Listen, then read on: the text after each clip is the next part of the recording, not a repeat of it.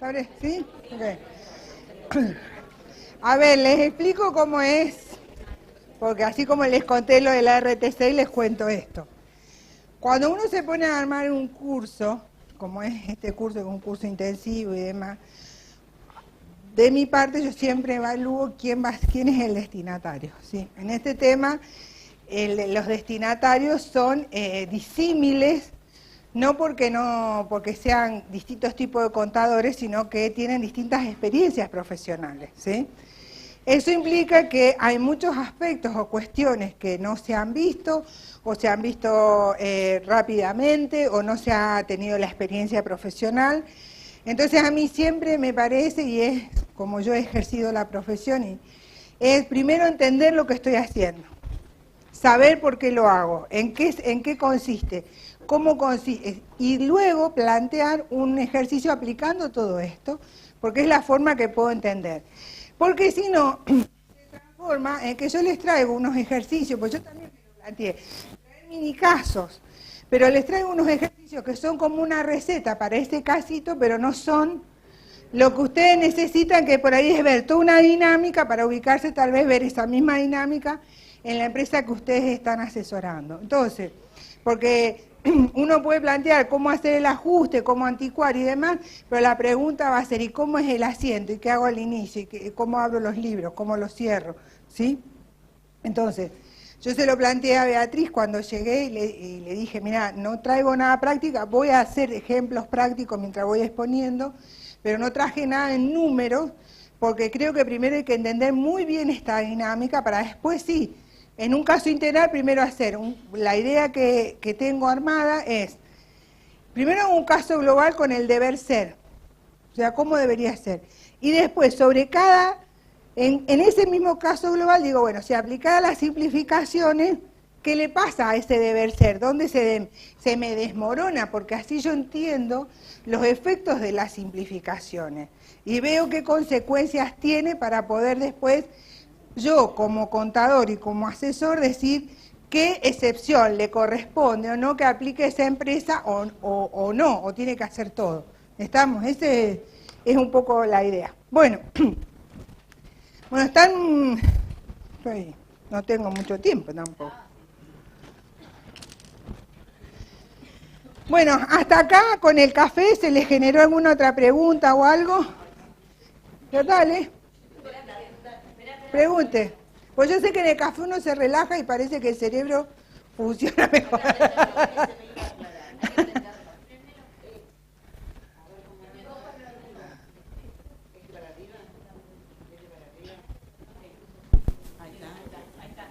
¿Ahora sí? Ahora sí. No, mi pregunta es porque escuché al pasar que el resultado iba a resultados no asignados. Uh-huh. El ajuste va contra el ajuste. En nuestra época iba a resultados... Al inicio.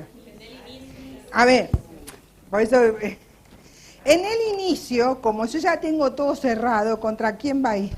Contra resultados no asignados. No, ¿y por qué no con resultado por ajuste por inflación? Porque ya cerré el ejercicio y las cuentas de resultados ya las tengo cerradas. Voy contra la cuenta que acumula todo cuando yo estoy parada acá. En el cierre, sí voy a hacer contra cada uno de los resultados. Bueno, como yo también lo pienso en impuesto, los resultados no asignados que tengo depende de cuándo sean y de qué época sean, yo tengo distintas afectaciones, pagan o no pagan el impuesto del 7% de distribución. Y estos resultados no son distribuibles, solamente el resultado si es por ajuste por inflación podría ser capitalizable, ¿no es así? No, a ver, vamos por partes. Sí. Cuando yo hago el ajuste acá, yo estoy haciendo el ajuste al solo efecto comparativo para poder llegar bien al patrimonio neto, activos, pasivos y resultados adecuadamente reexpresados y medidos al cierre del ejercicio que presento por primera vez el ajuste por inflación. Porque vos pensás que todo esto nadie lo vio. ¿Dónde lo va a ver? Acá. Acá aparece todo el impacto de todo. Te aparece la columna del 2018, que ahí está todo reexpresado por inflación, y te aparece el comparativo también ajustado por inflación. Pero ese comparativo, vos, el 2017, no lo ajustaste por inflación. Vos lo estás ajustando al solo efecto comparativo y a los efectos de que tus resultados no asignados al cierre de este ejercicio, los que vengan de ejercicios anteriores, estén en moneda de cierre de este ejercicio. ¿Sí? El resultado de este ejercicio te va a surgir ¿de qué? Del proceso secuencial y de la reexpresión de las partidas del estado de resultado. Lo que vos hiciste con los resultados del ejercicio de 2017, lo hecho está. Los efectos legales, los efectos tributarios, está todo listo. Es solo comparativo. En este es donde vos vas a tener la cuestión del efecto fiscal y las decisiones que tome sobre los resultados la asamblea o la reunión de socios. Pero en resultados no asignados, lo voy a tener supuestamente incrementado. Sí, sí. Va a estar incrementado. Bueno, no sé. Seguramente, bueno, a ver. ¿Por qué no ponerlo en una cuenta aparte? Espera, es altamente probable que esté disminuido, pero yo no puedo decir porque va a depender de cómo haya sido mi estructura monetaria impuesta. Sí, eso va a depender. Sí. Bueno, a lo mejor en la práctica lo veo, pero pregúntame. No, sigo viendo que dentro de resultados no asignados, son resultados que yo podría distribuir y se va a ver incrementado o no por el ajuste por inflación. Por supuesto, es decir, que vas a tener una modificación en el resultado no asignado inicial del cierre de este ejercicio. Y va a estar ese resultado no asignado inicial incrementado y en moneda de este cierre de ejercicio, que va a ser... ¿Es distribuible? Es una decisión de la Asamblea. Nunca la RT6 dijo que una reexpresión fuera o no fuera distribuible. Es un resultado más. Es un resultado más. Lo que pasa es que la asamblea o la reunión de socios va a decidir qué hace. Lo que pasa es que si vos tenés una estructura monetaria expuesta muy alta, vas a tener que ese resultado no asignado capaz que va a ser pérdida. Entonces te va a disminuir el patrimonio neto y no vas a tener una distribución. ¿Está? Porque va a depender, si vos fuiste una empresa que te endeudaste mucho, seguramente puede ser que se te incremente y tengas un resultado positivo. Pero si sos una empresa que no se endeudó mucho y tuvo partidas monetarias expuestas muy altas, generalmente la idea que se tiene, la percepción, es que vas a tener un resultado no asignado que se disminuye por una pérdida. Los delincuentes. Sí, claro, por supuesto. Nada que ver. Nada que ver. Vamos a tener lo vas a tener que limpiar. Lo vas a tener que limpiar. Claro, por eso yo lo pondría en otra cuenta, pero bueno. Bueno, perdón, a ver, no confundamos, acá me permito una cuestión porque esto viene de vieja data, de mi época también, que era la vieja discusión por este tema fiscal, que se abría las cuentas, se ponía rodado RT6, que era lo que recogía el ajuste para mantener el valor de origen por el tema fiscal. Eso nadie te dice que no lo hagas, porque es una cuestión de plan de cuenta, no es una cuestión de exposición y de medición. Nosotros tenemos la suerte en este país de que el plan de cuenta podemos hacer lo que querramos, cosas buenas y cosas más o menos. Yo podría tener una cuenta distinta con el resultado por la exposición. Lo que sí después vas a mostrar todo sumado. Lo que pasa es que vos, ¿por qué lo separás? Para dejarte el rastro para lo fiscal. Claro. Es lógico, ¿no? Y sí, estoy de acuerdo con vos. Sí, lo podés hacer, nadie te dice, o sea, nuestras y que yo no lo distribuiría tampoco. A lo sumo lo que te dicen, el nombre de la cuenta y el destino, pero no te dice cómo es la registración. Está, gracias. Bien, ¿algún otro comentario? ¿No? Bueno. ¿Cómo? Que si distribuiste en exceso, que es lo que básicamente pasa en muchas empresas, no van a pedir que lo devolvamos. Más vale que no. Lo hecho está. Lo que sí, vos le vas a decir, bueno, miren, cuidémonos de acá en adelante. Sigue representando la realidad del ente también. Nadie está diciendo con esto, por eso tiene el tema del ajuste por inflación, si uno se pone a pensar, tiene un efecto realmente prospectivo, porque por más que yo voy hacia atrás, pero solo en el comparativo, no me voy a todo atrás, no me voy a reexpresar en los términos de las NIF, a volver a emitir los estados contables y patear las decisiones que he tomado. Las tomado está, porque era con las normas vigentes en ese momento. Esto sirve para las decisiones que tomemos de acá para adelante en los efectos legales, ¿sí? Si se llevaron más plata, ¿qué le vamos a hacer? No la van a traer, no traen lo de la corrupción, no van a traer. Bueno, entonces, en el deber ser, vieron que teníamos que hacer coeficiente anual y vamos punta a punta. Esto es un tema que a veces asusta, pero lo que hay que tener en claro, que cuando uno está parado, en estos momentos, y ha hecho la reexpresión en estos momentos, uno queda ahí congelado en moneda de esos momentos.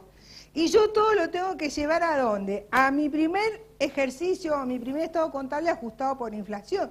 Porque ahí es donde realmente aparecen, y es como los submarinos, digo yo, emergen, ¿sí? Porque todo aparece acá.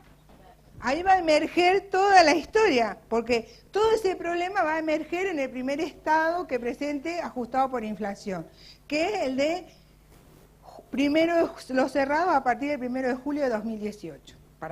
¿Sí? ¿Estamos? Bien. Sigo con las normas particulares de la sección 3, ¿sí? Acá lo que vimos fueron las excepciones que plantea la sección 3 en cuanto a no reexpresar a junio, entre julio y el 30 de diciembre del 2018, lo que me permite no reexpresar el patrimonio neto al inicio del comparativo, ¿sí? O bien hacer las cosas como deben ser. Ahora bien, se me pueden plantear otras situaciones que es lo que me permite ciertas simplificaciones, como son las fechas de adquisición. ¿Esto para qué me sirve la fecha de adquisición? Para la anticuación de las partidas en el proceso de reexpresión. Me dice que al inicio del año comparativo, en el que se aplique el ajuste por inflación, el ente podrá utilizar una evaluación profesional para determinar el valor de las partidas de bienes de uso cuando sus fechas de adquisición no estén disponibles ni sea factible su estimación. Esto significa que si yo tengo un problema de anticuación de partida y por ende tengo un problema para aplicar el coeficiente de reexpresión, la resolución 539 me permite recurrir a un profesional para poder determinar o estimar ese valor. El tema es que es como que me está diciendo que puedo hacer como una especie de costo atribuido y sería como por única vez, ¿sí? Acá no es ni modelo de revaluación, ni es la remedición, sino es una excepción particular para este momento que tengo estos problemas. Y acá, algo que comentábamos en el corte, acá en todo el espíritu de la 539 nunca aparece la idea de impracticabilidad. Para evitar que se aplique la impracticabilidad que plantea la resolución técnica 6, es que se están dando todas estas flexibilizaciones y opciones de aplicación, ¿sí? La otra cuestión es la anticuación de las partidas. Acá era para determinar la fecha de origen. ¿Por qué surge esto? Y acá voy a hacer un poco de historia otra vez.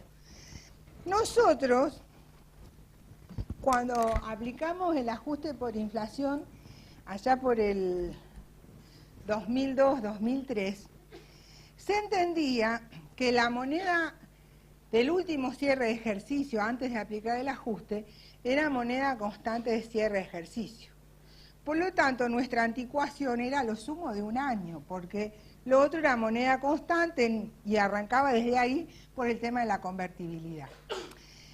Esa idea tendría que mantenerse porque dijimos que la resolución general 287 de Junta de Gobierno, que dijo que la moneda homogénea es la moneda nominal, ¿sí? Eso estaba vigente, significaría que el cierre que yo tuve del ejercicio anterior lo hice a moneda nominal, hemos hecho la notita y hemos puesto todo y toda la historieta. Y eso significaría que a lo sumo que tendría que aplicar un coeficiente anual en ese espíritu. Pero nosotros hicimos una modificación de la RT6 como consecuencia también de la implementación de las normas internacionales. Las normas internacionales tienen, acá estos riff-raff que a veces hay entre un paquete normativo y otro. Las normas internacionales, el tema del ajuste por inflación es como que es un extraterrestre, dicen, ¿y esto de qué se trata? Es como la norma que no la ven nunca, no la terminan de entender, no saben cómo aplicarla y demás. Entonces ellos entienden que cuando vos arrancás con el ajuste por inflación es para toda la vida, ¿sí? Entonces siempre te están mandando a buscar la fecha de anticuación de las partidas.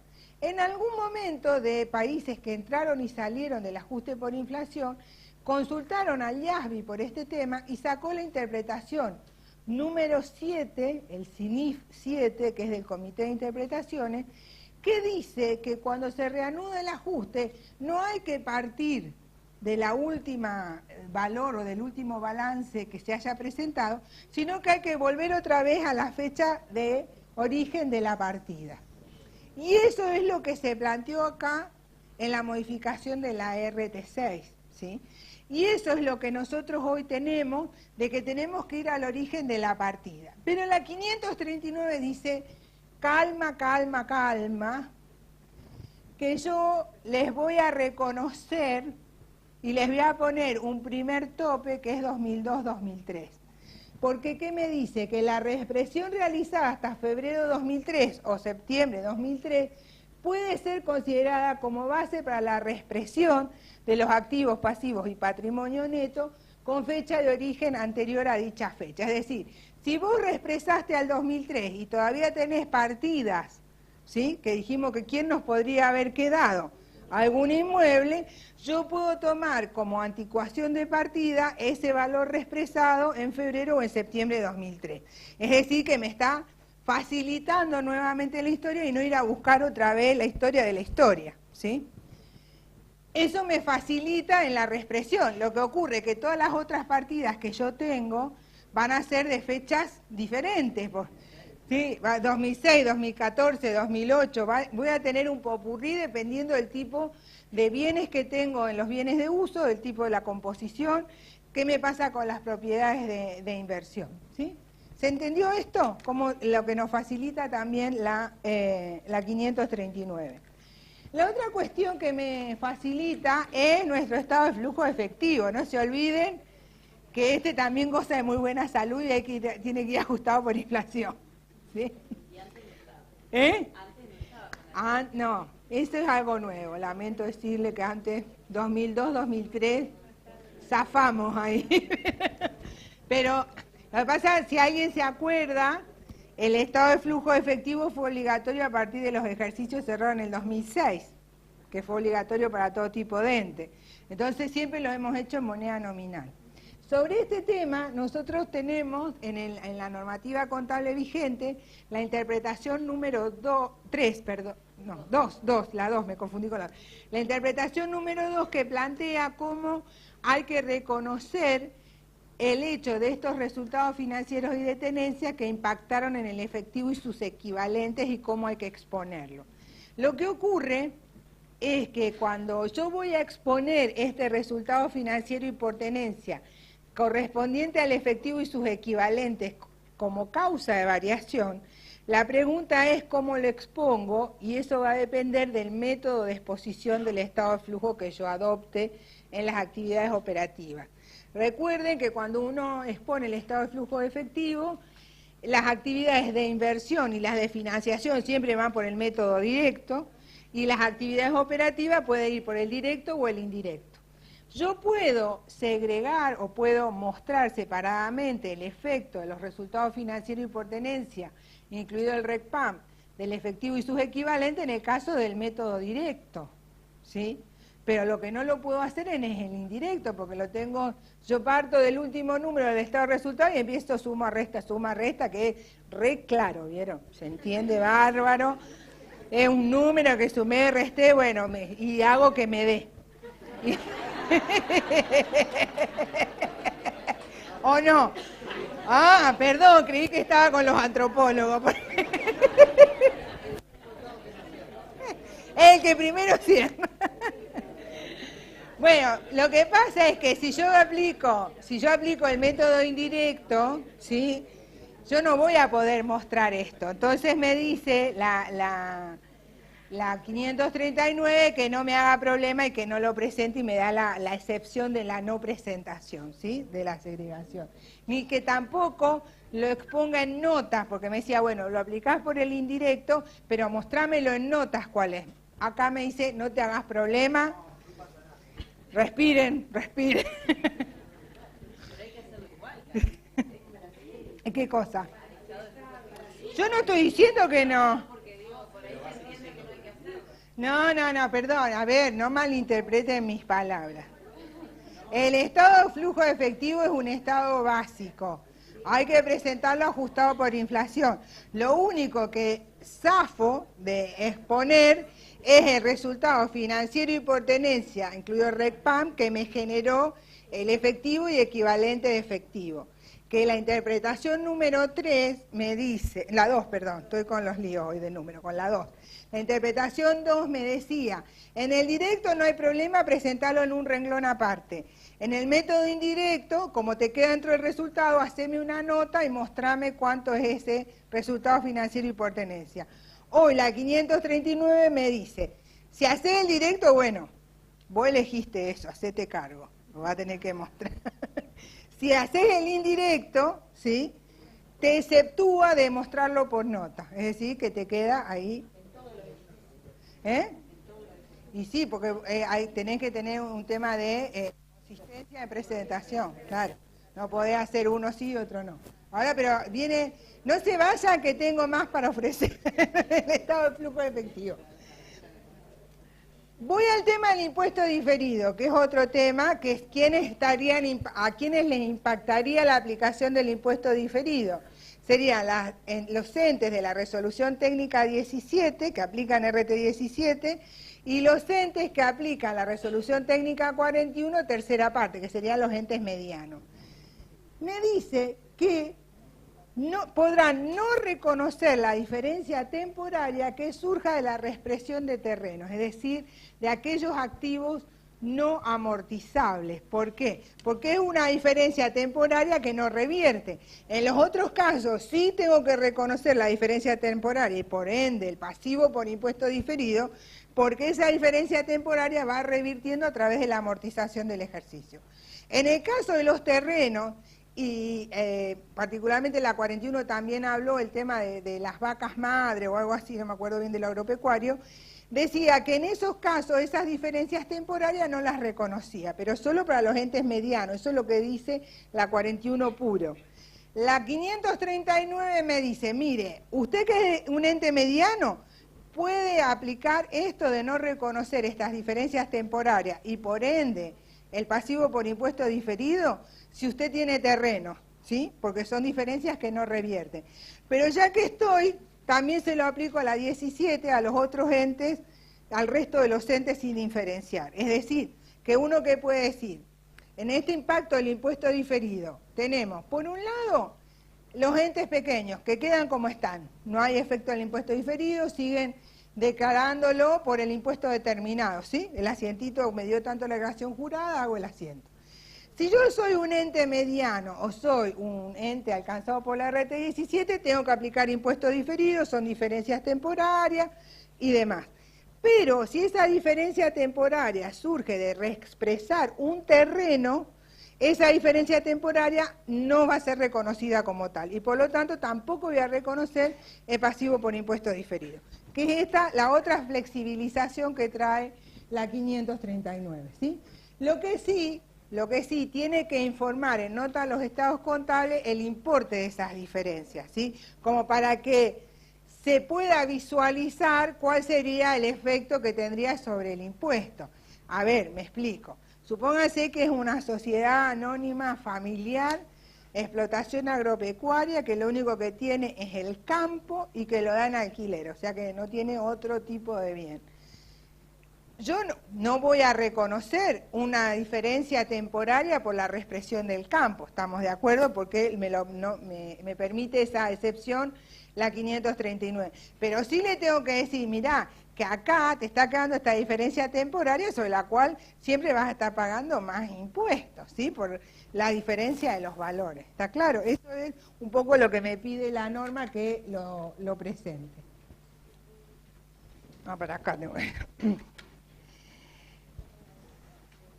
Vamos con las opciones de la RT6 en particular, que por ahí también algo me consultaron en el corte.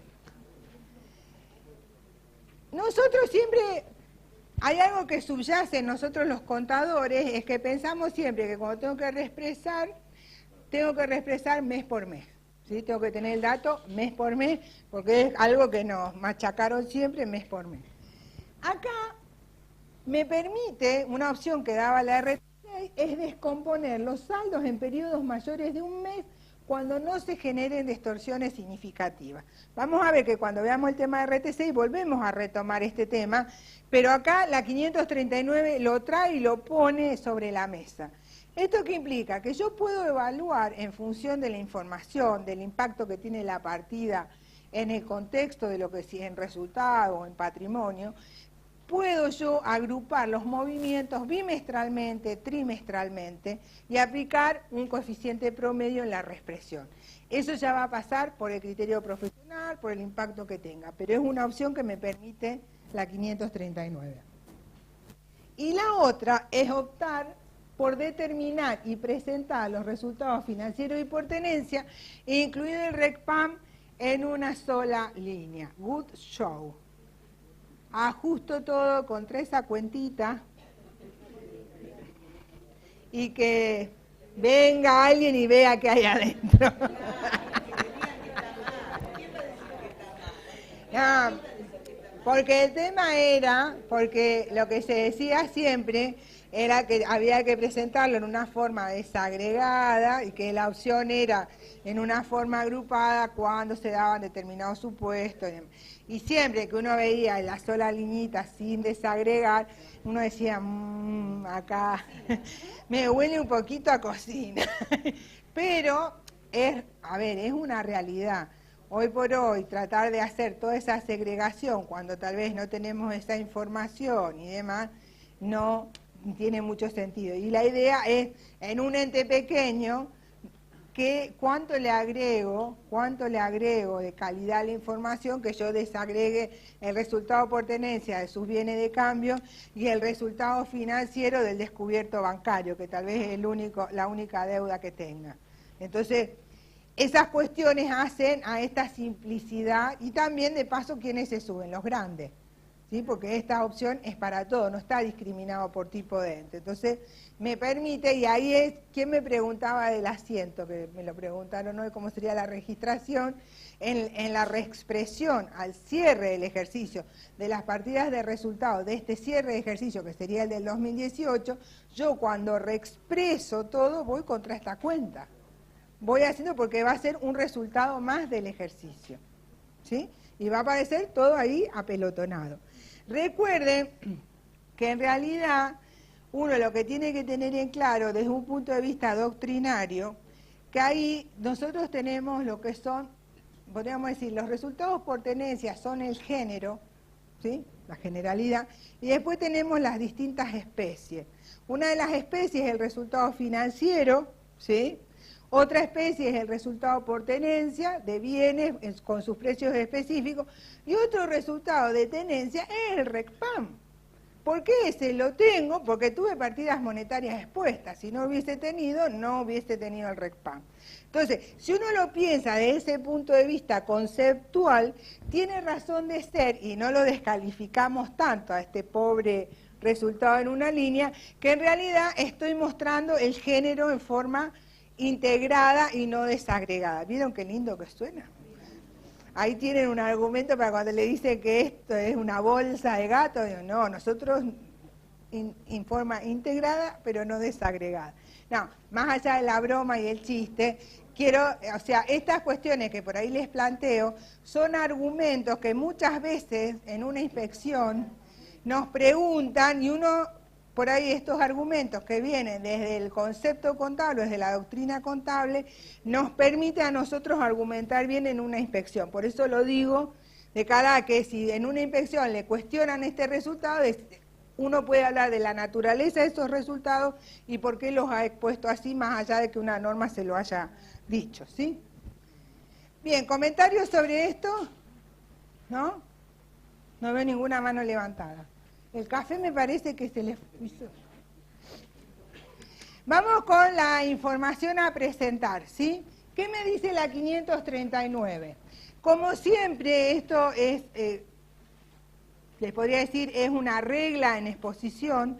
Cada vez que uno aplica una simplificación o una opción, la tiene que informar en nota a los estados contables.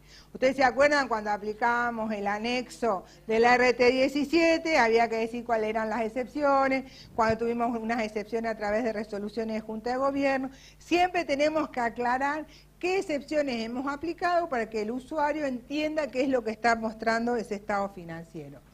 Y eso implica informar en nota las simplificaciones utilizadas y las limitaciones que esa utilización puede provocar en la información contenida en los estados contables. Por ejemplo, yo decido no reexpresar los estados contables, vieron que yo tenía que decir que hice ejercicio de esa opción y qué efecto tendría. Si yo digo que yo opté por no reexpresar el patrimonio neto al inicio del comparativo, tengo que decir que no he hecho, que solo he hecho el de cierre del comparativo o inicio del ejercicio actual y explicar que la información comparativa del estado de situación patrimonial sí es comparable porque es moneda comparable, las dos son de cierre de ejercicio, pero que la información comparativa del estado de flujo efectivo, estado de evolución de patrimonio neto y estado de resultados no es comparativa por el ejercicio de esta opción. Es decir, cuando habla de las limitaciones, en realidad las limitaciones, es decir, el efecto en la utilización de esa información contable. Lo que también plantea, dice que en los estados contables cerrados hasta el 30 de junio del 2018 y aprobados con posterioridad al 29 de septiembre del 2018, deberán informar en notas que se ha definido el contexto de elevada inflación y que deberá aplicar la RT6 en el próximo cierre anual o intermedio. Además, deberá informar una descripción y los impactos cualitativos de su aplicación. ¿Qué significa esto? Yo cerré estados contables, supónganse, el 30 de junio, ¿sí? Y la asamblea me está haciendo después del 29 de septiembre. Eso no se hace. Eso no se hace. Pero, a ver, ya sé que todos van a poner el 15 de septiembre la asamblea, ya lo sé. Ya lo sé. El problema es si la tienen que convocar vía publicación, si una sociedad anónima, ahí se les complica un poco. Claro, bueno, pero más allá de la broma, puede ser que algún contador, que es altamente probable, esté trabajando todavía con el estado contable de junio del 18, ¿sí? Entonces, ¿qué es lo que puede pasar? Que cierra sin reexpresar, es lógico. Lo que sí, esta información, en realidad, debería ir en la nota de hechos posteriores al cierre. Bueno, déjame que explique y después... En esa nota de hechos posteriores al cierre tiene que explicar que se ha sancionado esta resolución, ¿sí? Y decir que el próximo ejercicio va a ir ajustado por inflación y tiene que evaluar el efecto cualitativo. Es decir, no es que tiene que calcular o reexpresar porque todavía no cerró el ejercicio que lleva el ajuste, pero sí puede decir en qué partidas va a impactar la reexpresión y cómo sería o cómo se espera que sea el efecto en función de una reexpresión que sería el inicio del comparativo, ¿sí? O el cierre del comparativo. ¿Qué me decía Beatriz?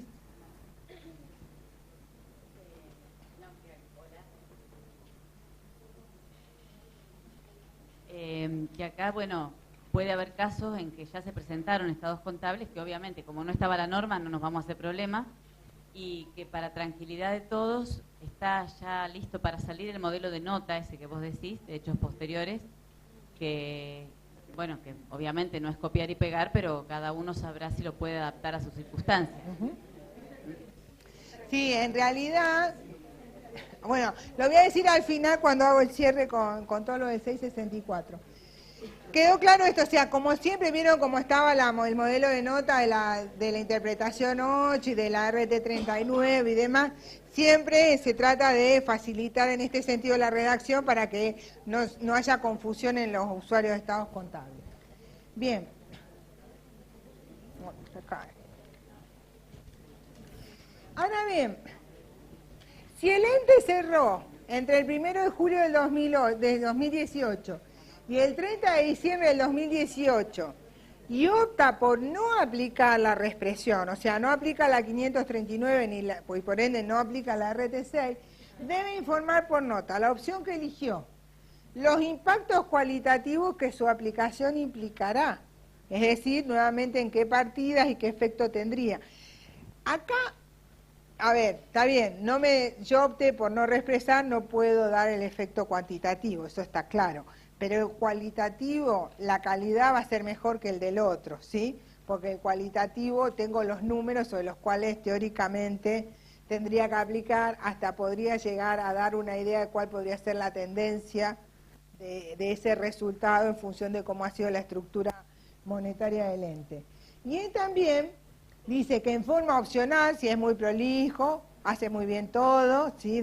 Existen de esos contadores, ¿sí? No desconfíen, que podrá suministrar información resumida ajustada por inflación, es decir, puede hacer un resumen de cómo sería el efecto cuantitativo del ajuste que dejó de aplicar por la opción de la 539, este cierre de ejercicio, ¿sí?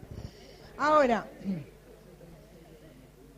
también lo que hay que tener en cuenta es que hay que dar cumplimiento a todos los requerimientos de exposición e información a presentar relacionados con la reexpresión de estados contables en moneda homogénea. Esto se refiere a los requisitos o a la información a presentar que requiere la resolución técnica 6 en cuanto a cuál ha sido el coeficiente, si hemos agrupado partidas en periodos superiores a un mes, por qué dijimos que el efecto no sería significativo y demás cuestiones que requiere la RT6, pero básicamente es el índice y el tema del agrupamiento de partidas en periodos superiores a un mes. Y por último, en el tema de los entes pequeños, siempre los entes pequeños tienen mayor cantidad de simplificaciones, como tienen que presentar el estado de flujo efectivo ajustado por inflación, ¿sí? Le permite que presentar la información ajustada por inflación en forma sintética, es decir, por totales. Eso implica que ¿qué es lo que va a mostrar como mínimos en renglones?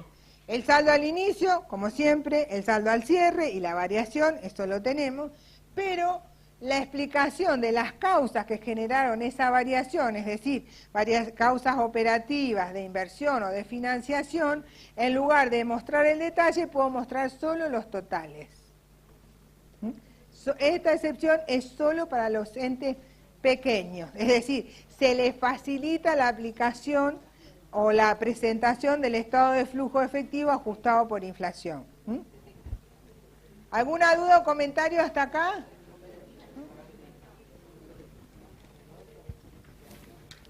¿Qué me pasa con la aplicación que por ahí preguntaba una colega de la RT48 y la RT6, que era la que yo había puesto en signo de pregunta?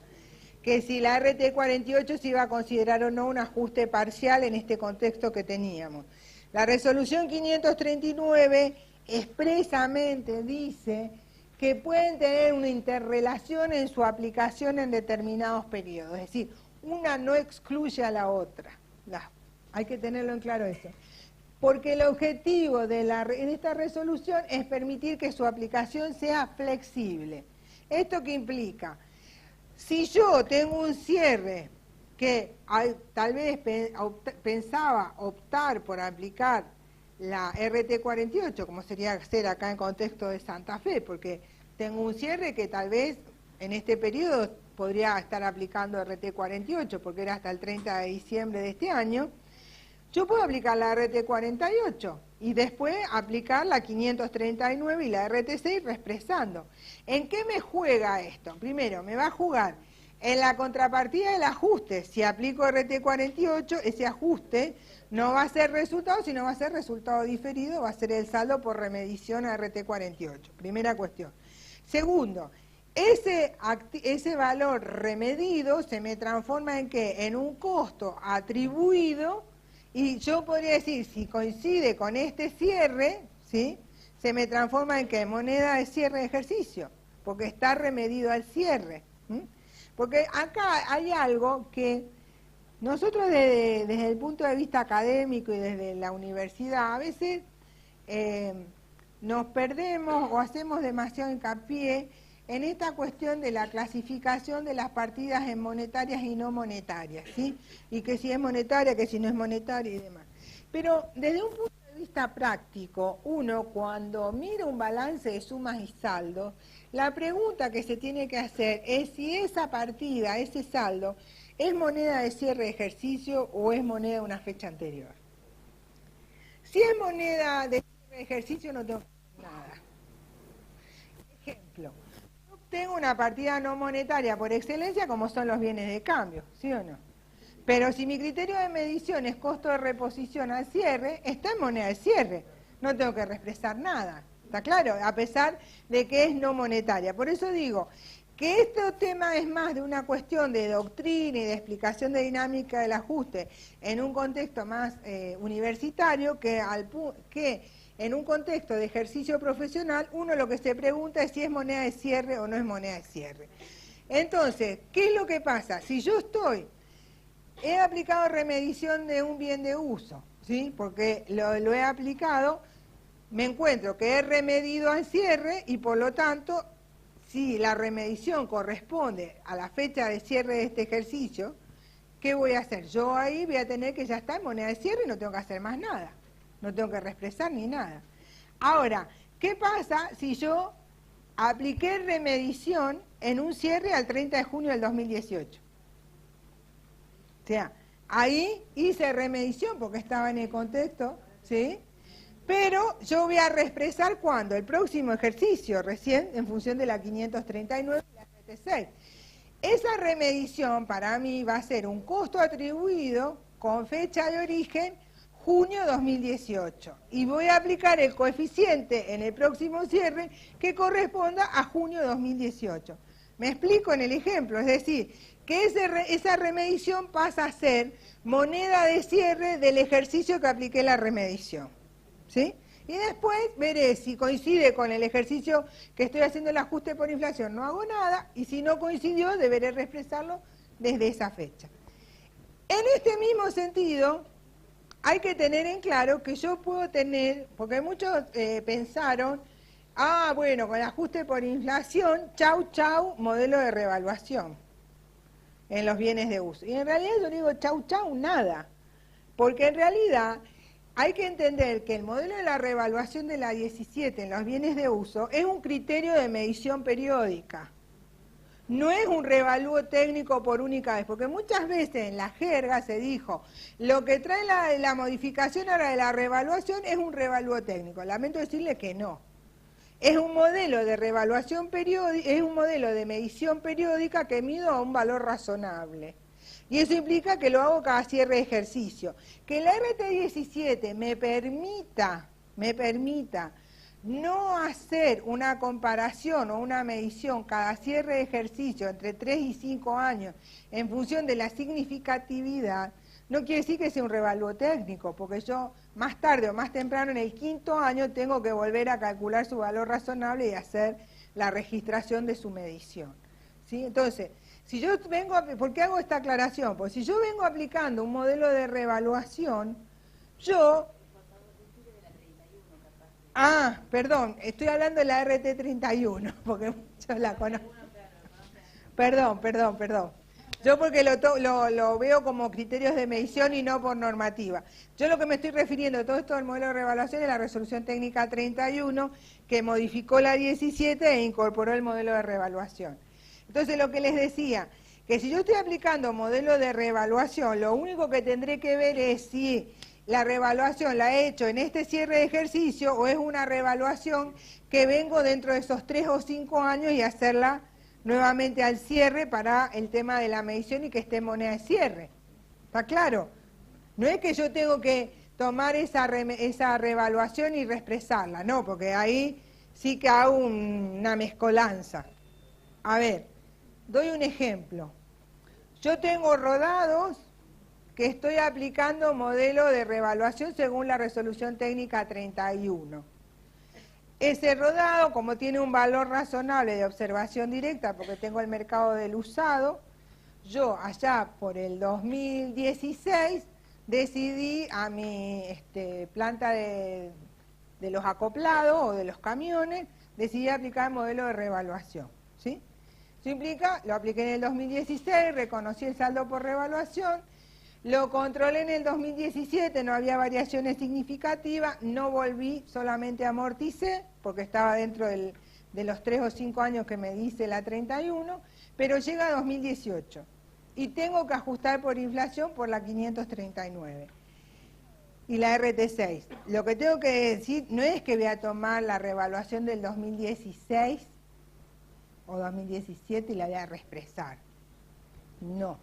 Porque yo lo que estoy aplicando es un criterio de medición periódica. ¿Yo qué tengo que hacer? Hoy, 2018, calcular su valor razonable, volver a medir y hacer el asiento con el modelo de revaluación. Cuando voy y veo mis saldos, digo, estos rodados están en moneda de cierre. ¿Por qué están en moneda de cierre? Porque estoy aplicando el modelo de revaluación. Así como dije de los bienes de cambio, porque estoy aplicando costos de reposición, ¿sí?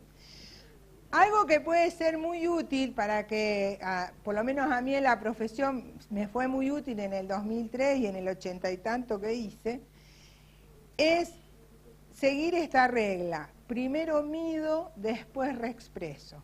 Primero mido, después ajusto por inflación.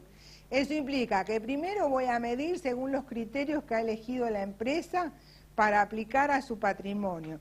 Es como ahora en este lenguaje más modernoso, es primero aplico la política contable de la empresa, es decir, los criterios de medición que ha elegido la empresa, se ríen, pero además, vieron qué estatus que da la política contable. Pero en realidad son los viejos criterios de medición que aplicábamos, ¿sí?, a los activos y pasivos del ente y al reconocimiento de resultados. Primero hago eso como si no hubiera inflación. Y después que hice todo eso, arranco y empiezo a analizar mis saldos para ver si están en moneda de cierre o si están en moneda de fecha anterior. Y ahí decido qué es lo que voy a reexpresar y qué es lo que no voy a reexpresar. ¿Me explico? Porque ahí surge que puede haber resultados que están en moneda de cierre, pero que solamente tengo que quitarle el efecto de inflación si quiero mostrarlo en términos reales, un resultado por tenencia. O si no, me quedan todo en esa cuenta, resultado financiero y por tenencia, incluido el RECPAM. ¿Me expliqué? Bien.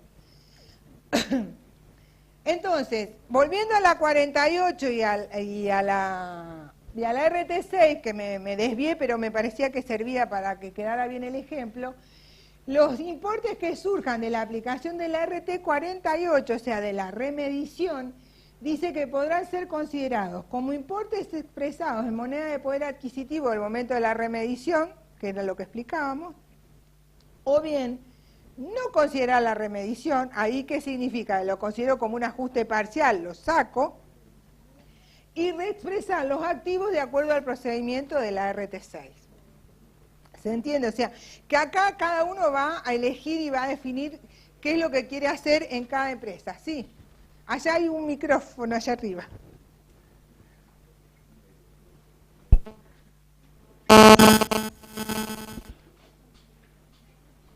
Alguien que se lo alcance, por favor.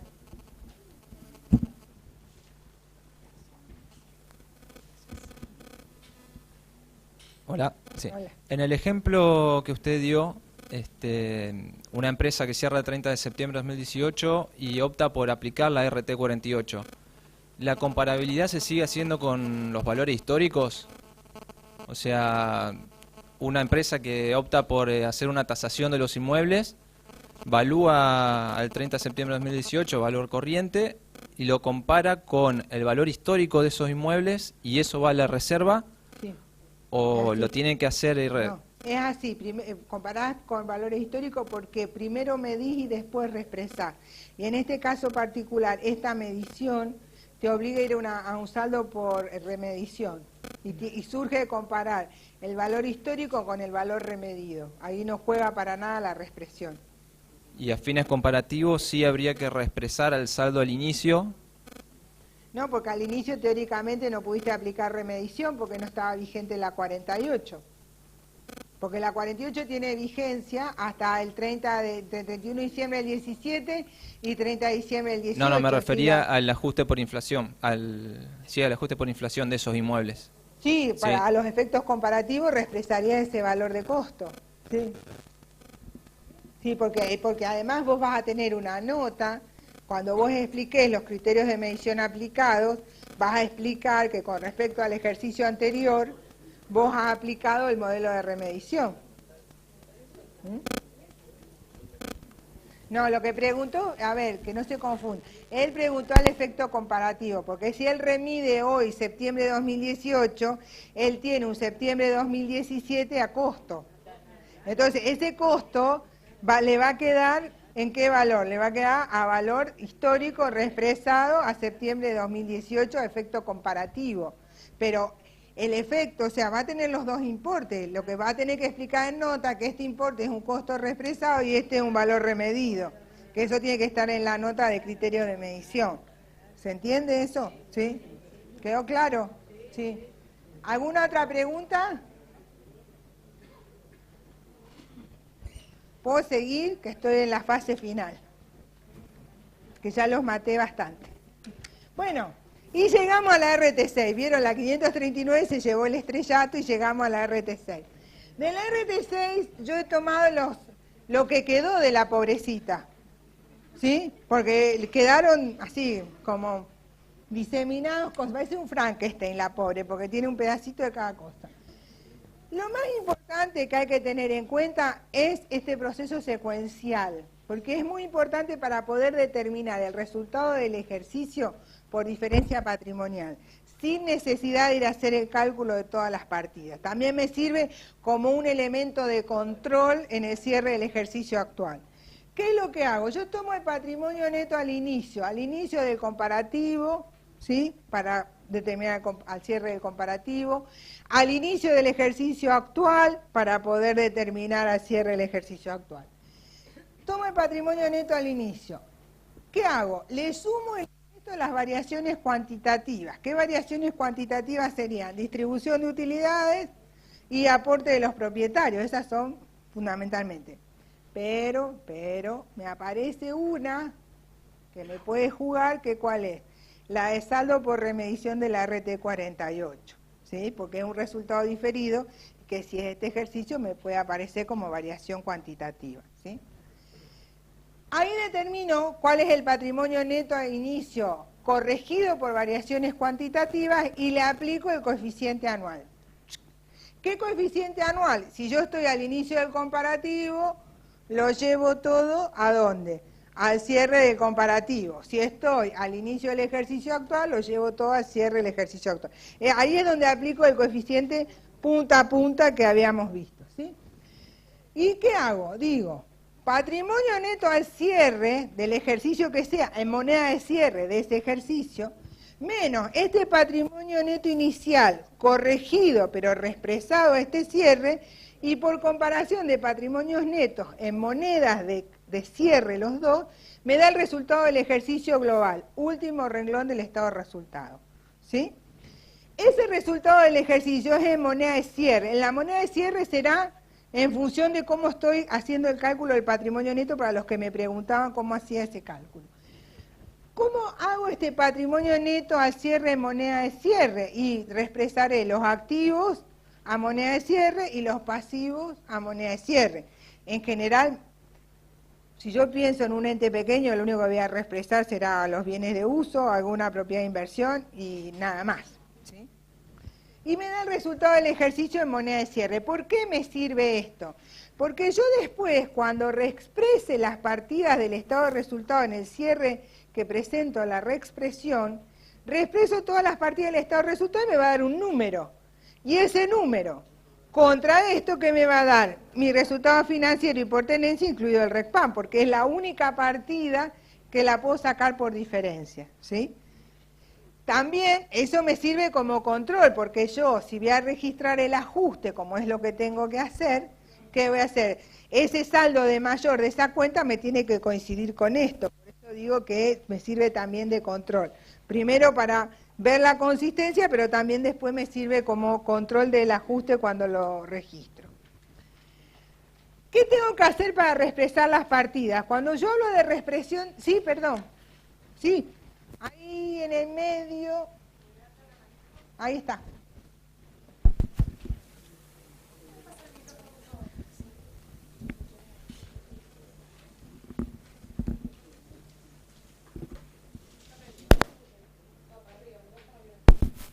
Hola, hola. Hola, sí, En la pantalla anterior, sí, yo que soy de los viejos bienvenido al y club. cuando me lo permite el Alzheimer, tenía idea, ahí dice el patrimonio neto al inicio, más o menos variaciones cuantitativas por el coeficiente anual.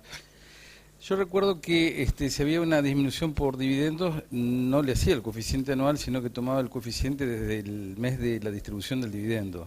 Está bien la aclaración, porque ahí el tema es, el patrimonio neto al inicio sería por el coeficiente anual y las variaciones cuantitativas Desde el momento las que tendría ocurran. que reexpresar desde el momento que se asignó el dividendo o el resultado, se asignó, no se pagó, se asignó, o sea, fecha de asamblea sería, y la fecha en que se hizo la suscripción de los nuevos aportes. ¿Está bien la aclaración? Bien.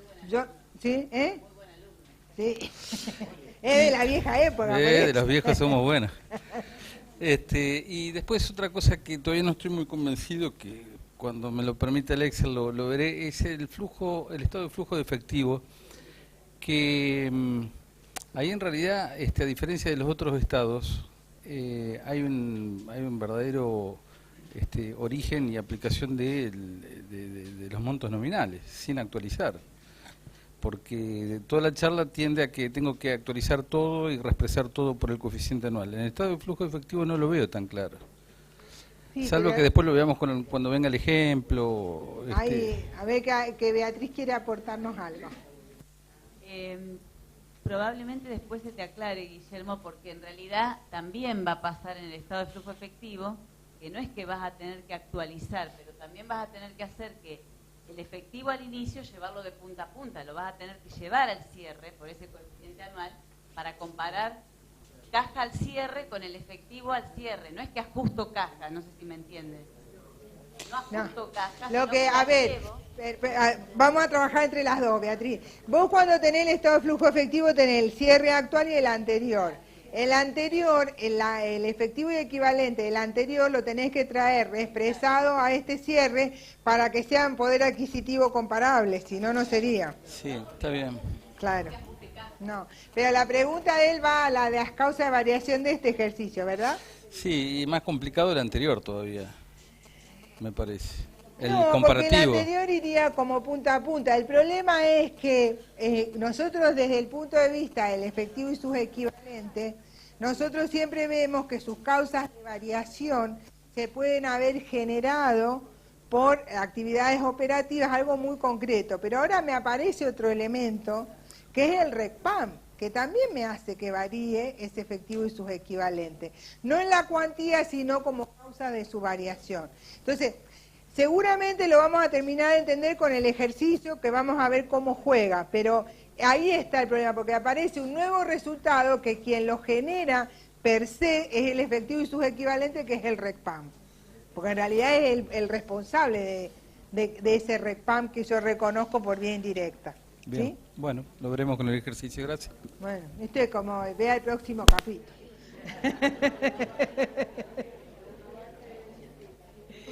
Bien, ¿alguna otra duda o comentario?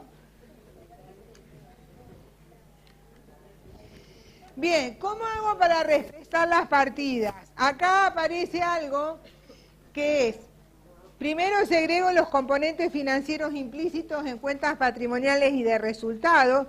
Esto en un ente pequeño está claro que no lo voy a hacer porque no los tengo segregados ni tengo por qué segregarlos. Las partidas en moneda de cierre no se reexpresan, que era lo que les comentaba hace un rato. Las partidas en moneda de una fecha anterior a la de cierre son las que se deben reexpresar. Y en ningún caso, esto es importante para los activos, los valores reexpresados no puede exceder de su valor recuperable. Acá hay que hacer un ida y vuelta con la cuestión de comparación con valor recuperable de que dice tanto la 17 como la 41. ¿Sí? No todos los cierres de ejercicio yo tengo que comparar con valor recuperable todas las partidas patrimoniales, sino que tengo excepciones, como es el caso de los bienes de uso y los intangibles, que es cuando hay indicio de desvalorización. Por lo tanto, tendré que ver si en este cierre hubo indicios o no. Por lo tanto, si no hubo indicios, no hay comparación con valor recuperable. Así que esa nota que dice los bienes de uso en su conjunto no superan el valor recuperable no existe más. Lo que existe es al cierre de ejercicio no se han observado indicios de desvalorización que obliguen a comparar con valor recuperable. Tendremos que ver si hay que comparar con valor recuperable en un ente pequeño en función de si los 3 últimos ejercicios tuvo ganancia o no tuvo ganancia. Es decir, que en este punto no quiere decir que la RT6 me está empujando a comparar con valor recuperable, sino que en este punto yo tengo que respetar las reglas de comparación con valor recuperable que le compete según el tipo de ente. Veré la 17 si es ese tipo de ente o veré la 41, ente pequeño o ente mediano, para ver si aplica o no la comparación con valor recuperable. Lo que sí está claro que si tengo que aplicar la comparación con valor recuperable, ningún activo puede estar por encima de ese valor límite. ¿Sí? Es un poco como que reafirma este concepto la RT6. Y los pasos para la reexpresión de las partidas, que dice, eliminar los ajustes parciales. ¿Se acuerdan que hablábamos? Acá podía ir la flexibilidad de que no tengo en cuenta la remedición y hago reexpresión desde el origen. Tengo que determinar la fecha de origen de las partidas, es decir, su anticuación. Acá compete todos los comentarios que hicimos sobre cómo anticuar y cómo ir y venir. Calcular el coeficiente de reexpresión, esto es de acuerdo al índice, que ahora en la próxima transparencia lo vemos, y luego sobre los valores determinados aplicar la reexpresión a esas partidas anticuadas, ¿sí? Ahora bien, cuando esto también es importante, que lo dice la 539, pero en realidad sale de la RT6, que es el tema de la anticuación de las partidas y el tema de cómo agruparlas, dice. La anticuación de un saldo de una cuenta consiste en su descomposición en partidas o grupos de partidas según los distintos momentos de origen. La anticuación generalmente es mensual, no quiere decir que es obligatorio mensual. Si no se generan distorsiones significativas, se puede descomponer en periodos mayores a un mes. Esto uno puede, de acuerdo a la información que tiene, podría agruparlas bimestralmente, trimestralmente, que generalmente lo que se plantea así.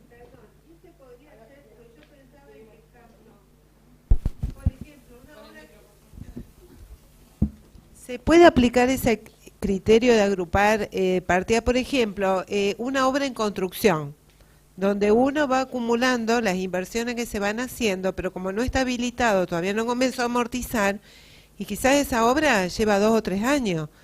Entonces, para hacer la anticuación de esas partidas, ¿se podrá tomar un valor de cierre de ejercicio anterior, por ejemplo?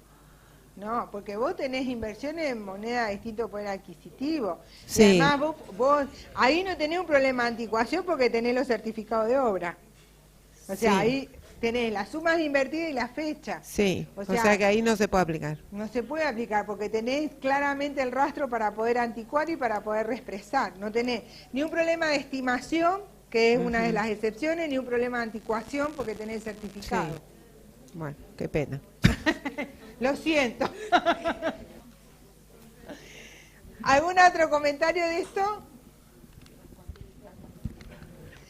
Y acá viene la vedette del tema que lo dije al principio y ahora viene la historia, que es cuál es el índice a emplear y el coeficiente. ¿Sí? Que era la discusión que vimos del análisis de los 3 tipos de índices, cómo nos monitorearon el tema de la inflación acumulada y cómo monitoreó también Federación. Hoy la resolución 539, en función de lo que había establecido la resolución del año 2016, establece que vamos a tener un índice combinado. Ese índice es una combinación ¿de qué? Del índice de precios al consumidor, chau chau y PIM, ¿sí? Chau chau y PIM, y con el índice de precios internos al por mayor hasta donde llegó la serie, porque se discontinuó este índice. Publicado por la Federación según lo estableció esta resolución 517 del año 2016. ¿Por qué también se toma el índice de precio consumidor?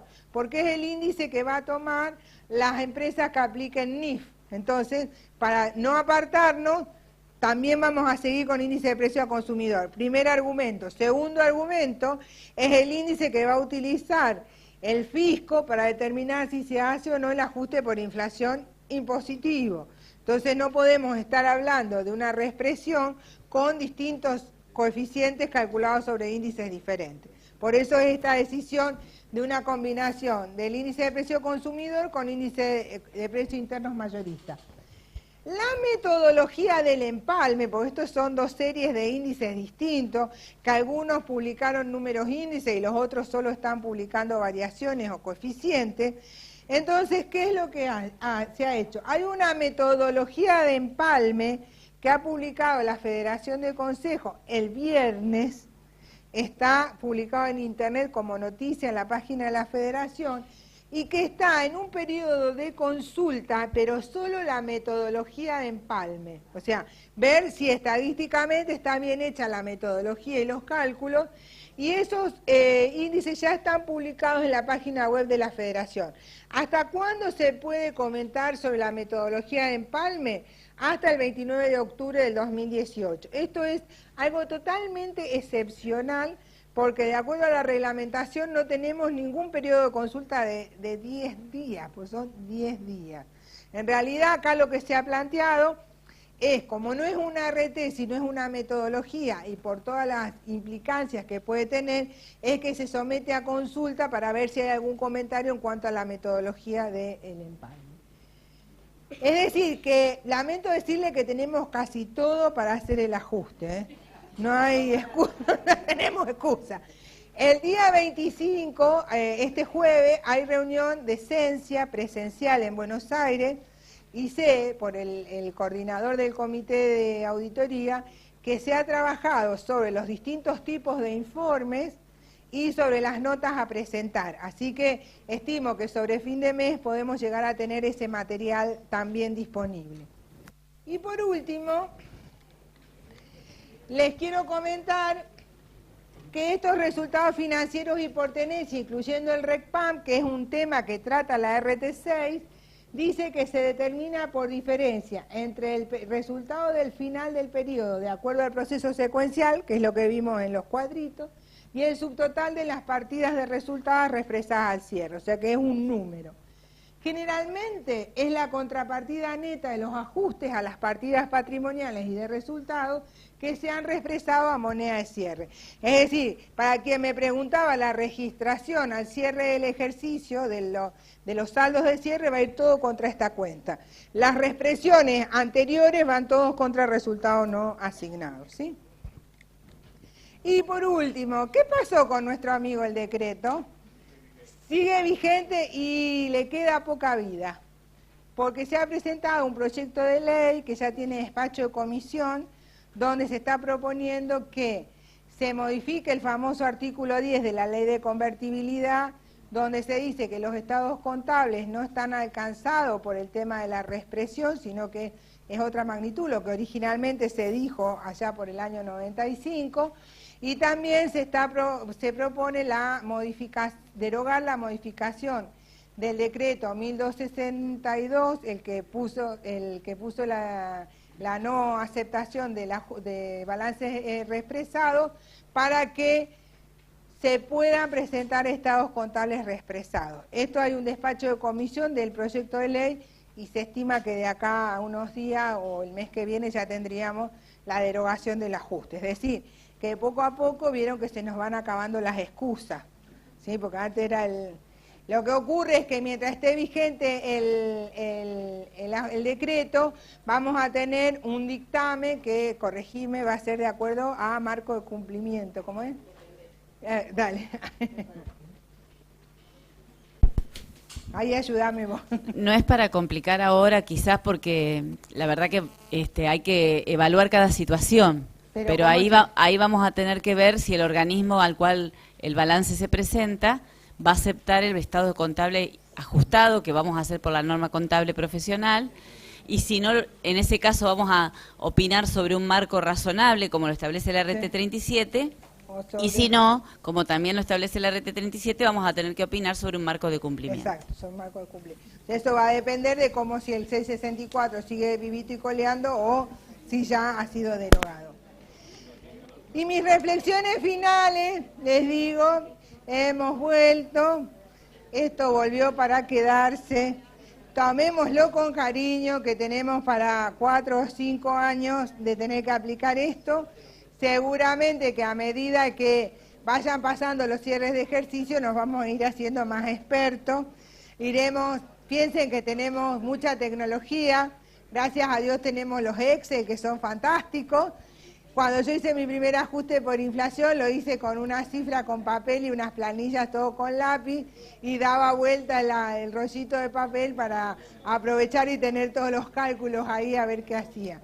O sea que yo creo que hoy por hoy tiene su dificultad, como todo proceso de reexpresión, pero la tecnología nos puede ayudar en ese sentido. Así que bueno, preguntas o comentarios finales, ¿sí? No sé si alguien quiere así.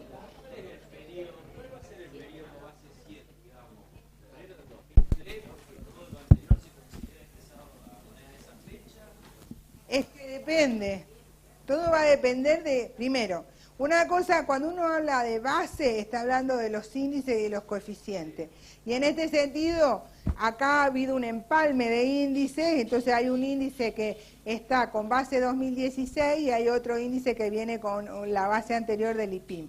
Es decir, que por eso se habla de la metodología del empalme. O sea, no tenemos un índice base para comparar. Eso en cuanto a índice y coeficiente, que es una cuestión del INDEC y de las estadísticas. En cuanto a nosotros, para los efectos de la anticuación de las partidas y ver qué es lo que hay que aplicar, eso va a depender de cómo sea la mezcla del ente. Ejemplo, si yo tengo una sociedad anónima familiar que se constituyó en el 2008, yo tengo que arrancar todo del 2008, el 2003 para mí no existió. Yo tengo una empresa que se constituyó en 1999 o 98 y seguramente que tengo el ajuste del 2003 metido, si es que me quedó alguna partida que, como vimos, sería terreno. Tengo una empresa que viene de los años 50 y bueno, tengo varias cosas, pero ¿qué pasó? ¿Cuál es la suerte que tengo? Tuvo el ajuste del 2003 que me limpió varias cosas, el problema me lo limpió bastante, ¿sí? No, la publica. No, esperá. Ya te digo. Vos decís el I de coeficiente en sí. Esperen que me lo imprimí. ¿Cuándo?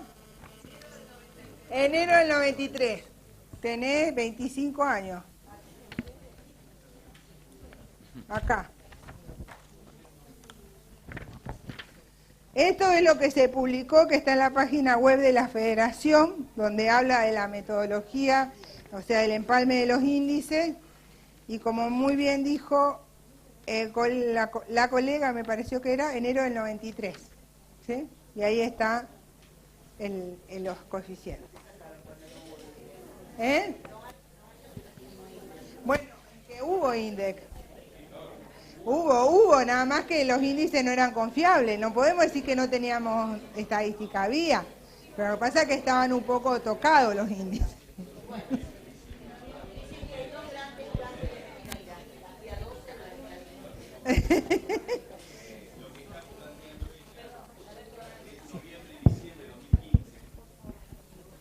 Lo que está planteando, creo ella, es noviembre y diciembre de 2015, que por resolución de FAPSE se aplicaba el índice de Cava. No, pero ahora acá tiene un empalme para noviembre y diciembre del 2015 que el empalme que está acá, que dice cálculo y PIN FAXPE según resolución 517 del 2016, va de noviembre de 2015 a diciembre de 2016. Y ahí hace base de diciembre de 2016 y hace el empalme. Pero precisamente la resolución 517 lo que decía era que se aplicaba el índice CAVA del IPC porque no existía el índice Sí, pero del ahora INDEC publicado. yo te entiendo lo que vos me decís, pero ahora lo que vamos a tener que, que usar es esto. Por supuesto.